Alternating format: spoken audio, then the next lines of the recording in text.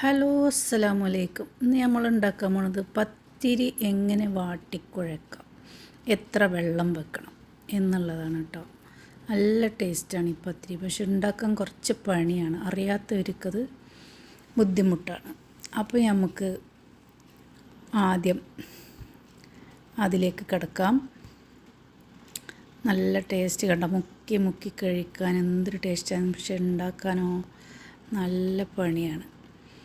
അപ്പോൾ ഞാൻ തുടങ്ങാൻ പോവുകയാണ്. ഒരു ഗ്ലാസ് അരി, ഒരു നാഴിയിൽ കുറച്ച് കൂടുതലുണ്ടാവും. അതിൽ ഒരു ഗ്ലാസ് അരിയാണെങ്കിൽ ഒരു ഗ്ലാസ് വെള്ളം വെക്കുക. എന്നിട്ട് ഒരു അര ഗ്ലാസ് അല്ല, ഒരു 1/4 ഗ്ലാസ് കൂടുതൽ വെക്കുക. എന്നിട്ട് അതിനെ തിളപ്പിച്ച് ഉപ്പൊക്കെ ഇട്ടിട്ട് ആ പൊടി അതിലിടുക. ഇട്ടിട്ട് നല്ലോണം ഇളക്കുക. ഇളക്കിയിട്ട് ഒന്ന് മൂടി വെച്ചിട്ട് ഓഫാക്കിയിട്ട് 5 മിനിറ്റ് വെക്കണം. എന്നിട്ട് നല്ലോണം കയ്യിൽ വെള്ളം നനച്ചിട്ട് നല്ല കുഴക്കണം. എത്ര കുഴക്കുന്നോ അത്രയും പത്തിരി നല്ല മയം ഉണ്ടാവും. നല്ല ചൂട്ടോടു കൂടി തന്നെ കുഴക്കണം. ചൂടാറിയാൽ ചിലപ്പം മണിപ്പിടിക്കും.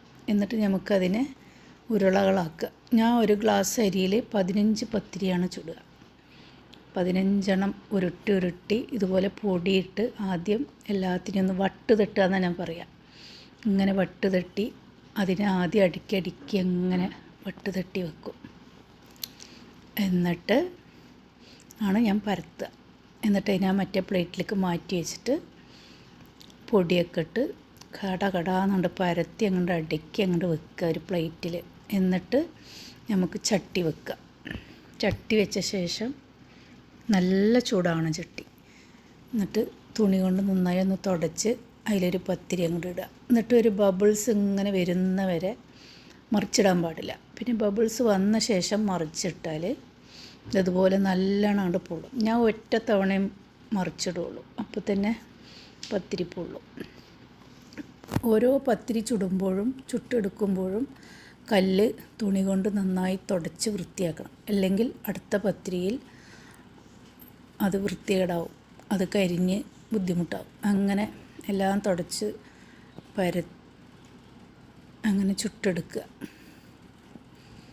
എല്ലാം ചുട്ടെടുത്തിട്ടുണ്ട്, അടിപൊളിയായി ചുട്ടെടുത്തിട്ടുണ്ട്. ചൂടാറിയ ശേഷം ഇതുപോലൊരു പാത്രത്തിൽ അടുക്കി വെച്ച് ചൂടാറിയതിനെ മാത്രം അടുക്കി വെക്കുക. എന്നിട്ട് മൂടി വെക്കുക. ഞാൻ ബീഫ് കറിയാണ് ഉണ്ടാക്കിയിരിക്കണം, അടിപൊളിയാണ്. നിങ്ങൾ ഒന്നുണ്ടാക്കി നോക്കൂ. ഉണ്ടാക്കിക്കഴിഞ്ഞാൽ അടുക്കളൻ്റെ കോലം ഇങ്ങനെയാണ്. ഇത് ഭക്ഷണം